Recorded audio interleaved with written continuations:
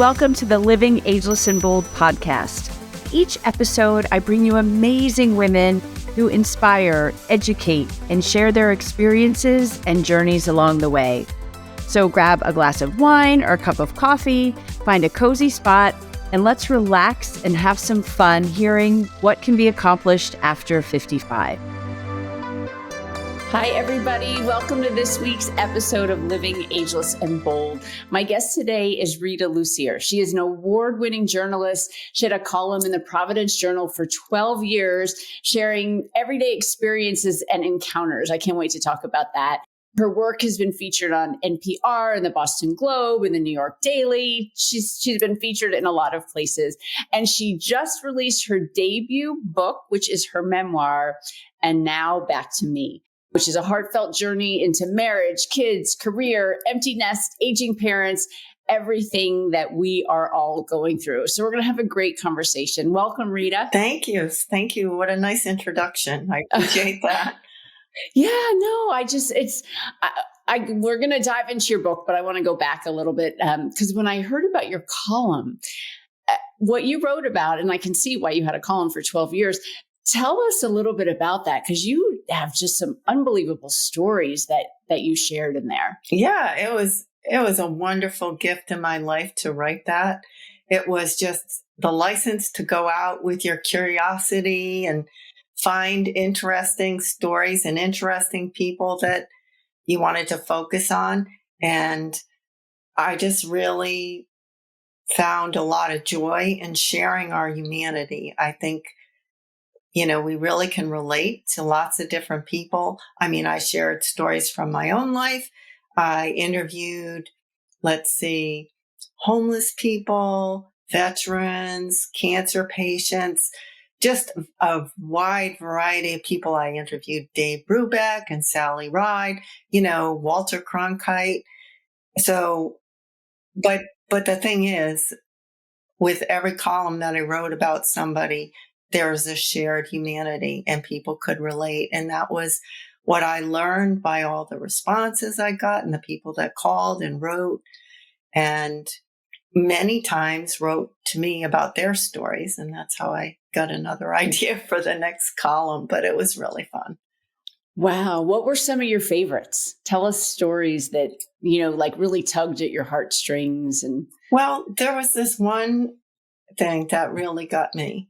So one day when I was picking up my daughter in Providence at her school, this guy came up to our car and knocked on the window, and he had I always just remember this, a white Gap hat, like from the Gap. And he was asking for some money. And, in that split second, I had to make the decision, do I give him money? Do I not? My daughter's watching. She's learning, so I did not, but I wrote about him and about the feelings that I had. And that elicited hundreds of letters from people that lived in that area who had also encountered this very same guy. And then I ran into him again, and I got a chance to talk to him. And it turned out that, yes, indeed, he did have a drug issue, but he was trying to, steer away from that. And it just was this wonderful moment of community where people who had not only helped him, but had let them stay at their house, they all contributed their stories. So, it went on for quite a while, and it was, a real learning lesson for me and hopefully some of the people that read it too. Wow. Yeah. And who knows what that article did? You don't know, but maybe somebody read it and helped him get clean for good. Eventually. Yeah. That's absolutely true. So that's the power of the pen. That. Yeah. And just the power of people resonating with an emotional story, and that it brings out something in them and it moves them to action, actually. So that was so exciting. Wow. So how was it, a weekly column? A weekly column. Wow, for 12 years. Yeah, That's a lot of impact. There's people that write 3 columns a week, so I'm going to say I don't know how they do it. So, but it was really wonderful. Wow. Any favorite celebrities that you wrote about or encountered? Dave Brubeck was amazing because he told me all the things I did not want to hear, like because I play piano a little bit, but not like him, obviously. But he said I practice every day for hours. And, he just told me it's all work. It's to get to that level, and you don't take a day off. You come home and you just get at the piano. So I loved hearing that. I loved hearing Sally Ride talk about what it was like to be a woman in, the astronaut corps. And I bet that was amazing. And that she actually had been a tennis player, and she wasn't making it as a tennis player at the level that she wanted to, which was total pro. And so then she settled for becoming an astronaut. She settled. Yeah. So. Wow. Yes. Can we find your articles anywhere? Can you find them online? They may still be online. I have everything. So anybody that wanted it, if they emailed me, I could send them the copy.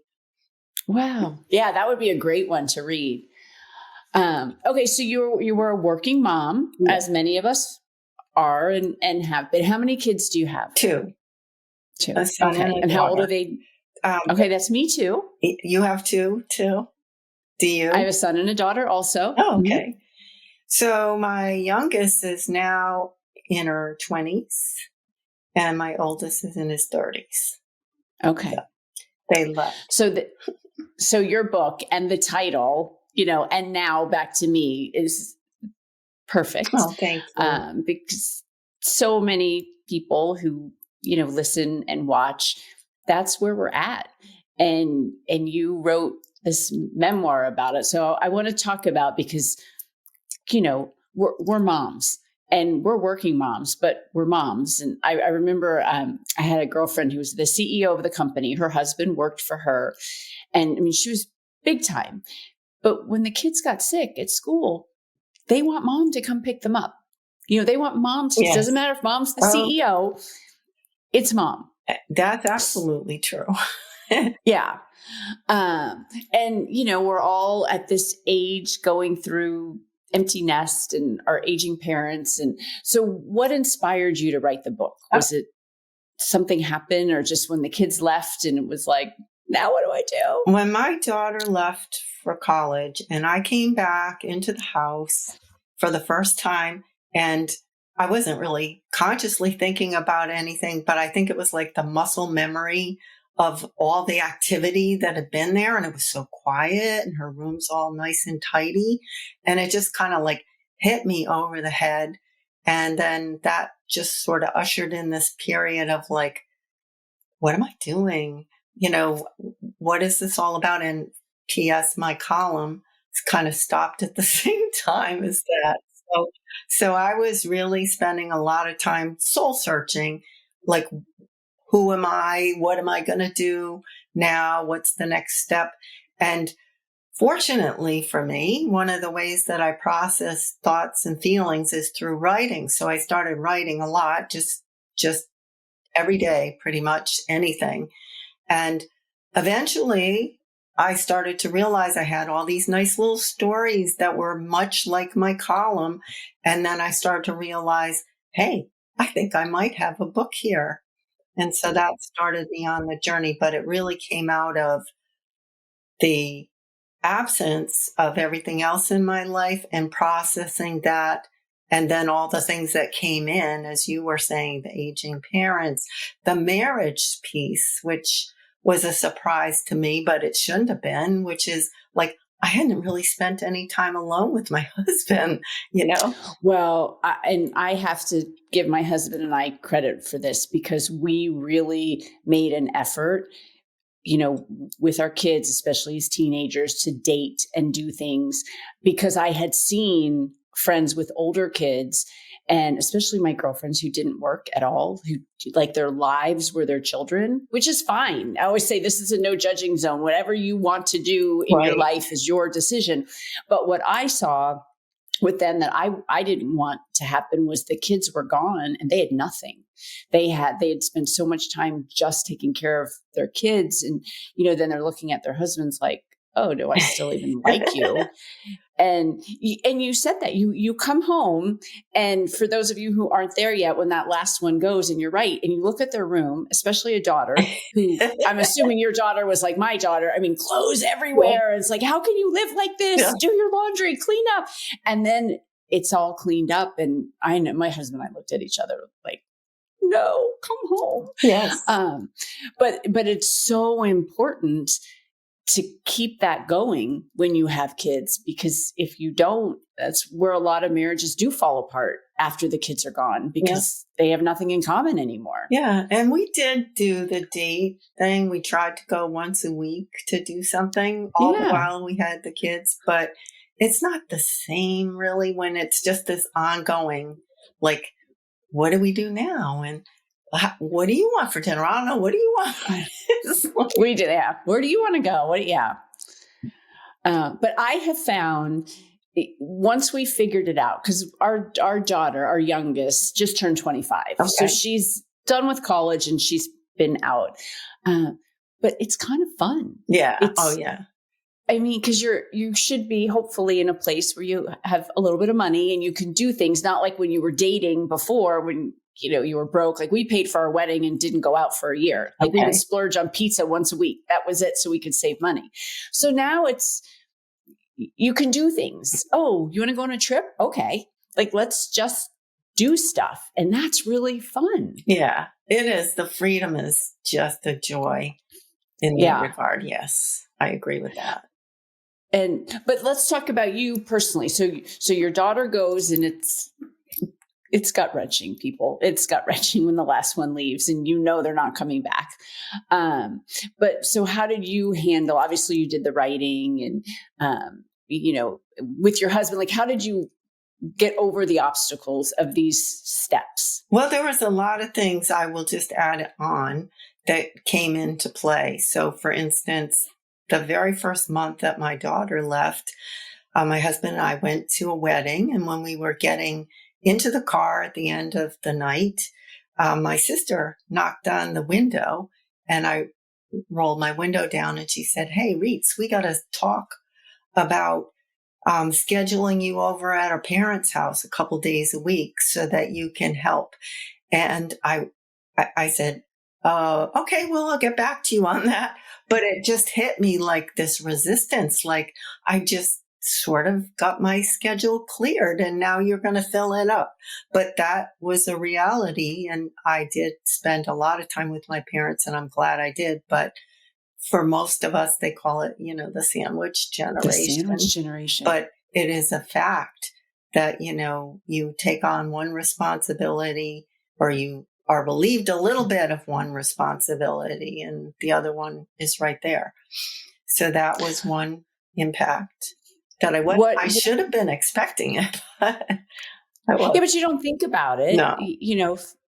What's a piece of advice you would give to the sandwich generation that helped, that you figured out, that helped you get through it? Well, one of the things that I learned through this period is that it's really about, you have all this nurturing energy inside of you because you've been a mother for all these years.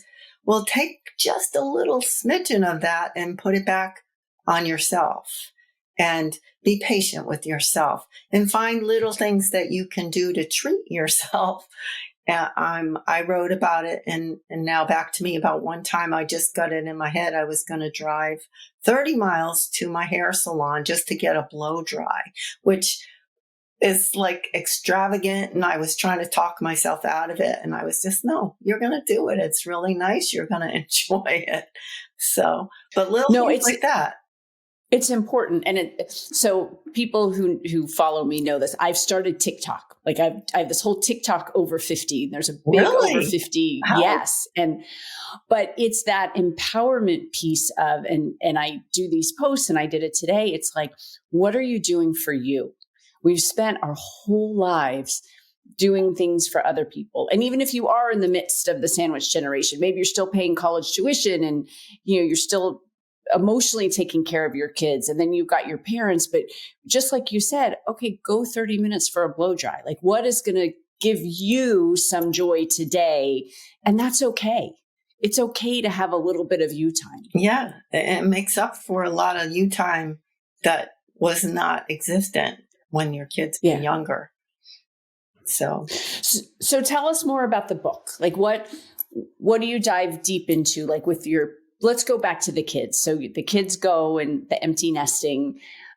What were the stories that you wanted to share in your book? Well, one of the, it's just experience by experience, but expectations of, I'm going to have to really work hard at letting go and, letting them be on their own. And I think I did a good job of that. But the big surprise to me was actually they still need you. And they're bobbing back here, in college anyway. There's all the vacations and the long vacations and the summer vacations, and they're here. And all of a sudden you go back to normal, or what was normal. And you were just emerging as this different person. I got this. I can do it. But, it's May and they're back, and they're not going back until September. But then it feels so comfortable. It's like no assembly required here. And you just get back into that. And then, switch gears again. So there was a lot of that was surprising. And, we got into some good scrapes that I tell them about. Well, that was the thing. The kids come home from college and they've been independent and they want to go. And that was my thing too. It's like, you can't just spend the night at somebody's house and not tell me when you're home. Go. Like, I'm going to think you're dead. Like, I'm worried about you. It's a quick, I don't care that you're at Callie's house. That's fine. But I just need to know if you're going to be here. We have to go back to those, old rules that we had that, you got to let mom and dad know. Yeah, I know. My poor son, he was in Washington, D.C. at school in his freshman year. And he just thought, I don't really have to return mom's phone calls now, like I'm on my own. And so I called where he was working. I couldn't get him. And so I called security. That's what we do. And they went and knocked on his door. And so then he called and he said, I'm okay. Okay, I'll talk to you later. It's so funny that you say that. So my son, his freshman year, and I tried, like both our kids went to our alma mater, Virginia Tech, and we have a home down there and we stayed away, let them do their thing. So same thing. I didn't hear from my son for a month. Well, then he calls, I want to say it was like 10 o'clock at night. And I'm one of these people, I go to bed at like 9, and he knows this. So first thing I think of, oh my God, what happened? Something's wrong. Yes. And he calls and he said, Mom, I know you always taught me that I can't wash my whites and my reds together, but can I dry them together? I'm like, I love that. That's what you're calling me for. Hi, honey. How are you? But you have to let them go. And it's hard. Yes. And I'm guessing you didn't either. We didn't do this. Like my sister's kids are in college and she has the 360 and all our neighbors do. And they're like, my son is here at 2:00 in the morning. What is he doing? I'm like, what are you doing? Like, put that away. I don't want to know where my college kid is at 2 a.m. No. I don't need to know that. My parents didn't know where I was in college. But yeah, I didn't do any of that monitoring. Yeah, it's hard, but you do it. You just have to let go to some extent. I don't think you really let go, but no, I don't think you ever let go. I know we never completely let go. So then your parents, they needed, obviously your sister was doing a lot of the heavy lifting while you still had kids at home. What did that entail? Like, did they So, just need company, or as it was it a turned lot? out, and I was in denial for quite a while, but my mom was suffering from Alzheimer's. And so that Sorry. was like a slow onset, but little by little, it got worse. And my dad was caring for her and kept her at home the whole time. So my role and my sister's role, my sister working full time, it was harder for her, but to kind of spend time with my mom so my dad could get a break. He needed to get out, do some shopping or go out with his friends or something like that. So kind of like taking care of my mom. And it was good. And I'm so glad I write about it quite a bit in the book. Um, some of the That's times a I got to spend with her that I'm so that's a grateful for. it's a very difficult disease. I have some girlfriends who have gone through that with their parents, and Yeah, um, it's heart-wrenching. very much That so. So, Are your parents still alive? no, they, Both. Okay. yeah, my mom passed from Alzheimer's and my dad lived to 96. So how grateful can I be for that? And we were very close. So, Wow. but he just That's recently passed. Yeah. Oh, well, I'm sorry. Thank you. But now the parents are gone, the kids are grown up. Let's talk about you. Right? Like, what are you doing for you? So I must tell you that this book, and now back to me, has been the whole publishing aspect of it has been so much more involved than I ever would have imagined. So I have been working really hard, pretty much 7 days a week, most of the time on it to get it out into the world. And now it's out there. And I just started I had my book launch event a week ago and I had another one last night. And it's so exciting. And it really is making me realize that there are a lot of parents, I'll say, not just women, who have gone or are going through this time in their life and they are wanting to talk about it and they're wanting to relate with other people. I think it's kind of an understated thing that we go through. I don't think there's Well, enough attention on it. no, and it's interesting, menopause is blowing up right now. That's, all the celebrities are talking about it. Oprah and Halle Berry. And my very first guest on the podcast is the co-executive producer of the M Factor, which if you haven't seen it, you should see it. It's an excellent documentary about menopause.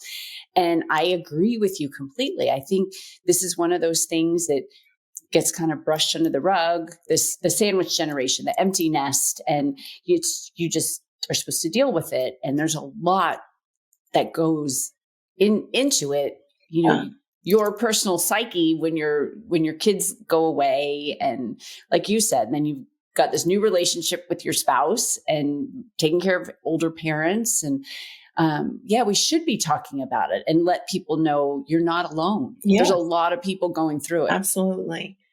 I think people just tend to think, you're fine. It's just your kids are gone. They'll come back. Don't worry about it. And everybody is different too. That's a big thing is some people it is, it's all the freedom and they're happy and just enjoying that. And then there's other people that it's, a friend that I saw at Christmas time, she was telling me that when her youngest son they dropped him off at college. She came home and she went directly into his bedroom. She put herself in his bed and she stayed there and cried. And she said for days. So, I mean, I did not do that, but I can appreciate the emotions that went into her in that time. I want to give everyone the best piece of advice. If you're in this phase where you're taking your last one to college, and we did this every year. And so we love the beach. Our family loves the beach. My husband and I love the beach. We go to Kiowa Island, South Carolina every year. It is our happy place. And what we started doing is when we took now they were both in college. When we started taking our daughter, we would go right from Virginia Tech to Kiowa, and we would spend a long weekend there. Idea. That's awesome. I love so that. We did. Yeah. So we did that. And then when we came back, we were energized. We had our little vacation. It was much easier. So I definitely recommend that. That's a really good idea. I'm going to share that idea. Share. Please do, because because we did the same thing the first time and that was it. We were like, no, we'll be okay. We just go. And then, we had our time and it really made it a lot easier. I can understand that. I wish I had thought of that. Well, we'll help a lot of other people. I would say if we can always just help one person who's watching or listening. So if one person takes this away, we did good. Yes, absolutely. Okay. So you've written your first book. Are there more in your future? I think there could be, but right now I'm pretty focused on getting a message out for this one, but I think so. I love the idea of, you should do, or really promote like book clubs, is get women our age to get together and read this book and talk about, their journeys and what they're going through. Yeah. A lot of the book clubs are women our age. So it's a real natural. Yeah. Yeah. Well, it's so exciting. You know what else I think you should do? I think you should take your essays and turn those into a book. The ones from the column. From the column. Yes. Where they're just short. Like I love those books that's just, you can just read a chapter, it's just a couple pages. Yes. Well, that is actually you bring it up. It is the format of my book. Not surprisingly, after all those years of writing a column, but each chapter is standalone. So you could just read one chapter and just get something out of that. But I strung them all together too to tell a story. So I love books like that. Okay. Well, love that. So yes, I'm going to dive into your book because when we first booked this, your book hadn't come out yet. That's right. So I'm definitely going to put this on my reading list. Okay. So Rita, what would you tell your 30 or 40-year-old self with what you know today? If you could go back and give yourself a piece of advice, what would it be? Let's see.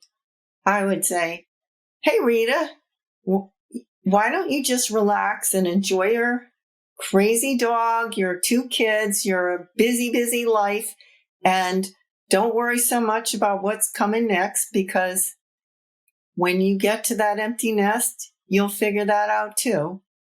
So I just think it's more like relax and enjoy the moment that you're in. That's such great advice and so true. And I find women our age now do that. Yeah. Like we're so much more able to stop, smell the flowers, take in this moment. Yeah. And then where do you see yourself in 10 years? Well, I hope I see myself right where I am right now, because I really kind of like it. And, maybe I have several books out there, but I'm enjoying being an author. I'm enjoying my marriage, and I'm enjoying the relative peace and quiet of our lives right now. Until we get grandchildren, which I can't wait for, but that's going to put a whole new dynamic on our quiet lives. I agree with that. Yes, I've been having friends who say, oh, you can't keep up. It's so tiring, but we'll give it a whirl. I have a woman who's been a guest on the show before, and she's a grandmother now, and she's a grandmother influencer, and she gives you like exercises to be able to like bend down and get up with the kids, and how do you keep up with them? So I love that. That's funny. It's a brilliant platform. So everybody watching and listening, everyone our age in the sandwich generation, empty nesters, parents, please share this episode with your friends, somebody who would, just get value out of this, and grab Rita's book. So many of us are right here in that. And we know the story and the journey. So I know the book is going to be great. I can't wait to read it, and everything will be in the show notes. So you can get everything and check it all out. And Rita, thank you so much for joining me today. Thank you. I really enjoyed it.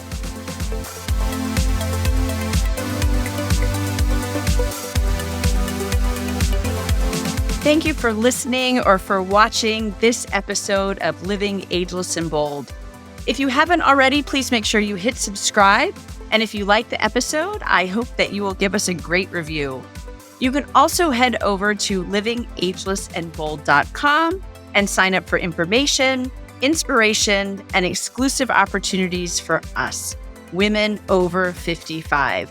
Thanks for listening. And remember, no matter what you do, keep living ageless and bold.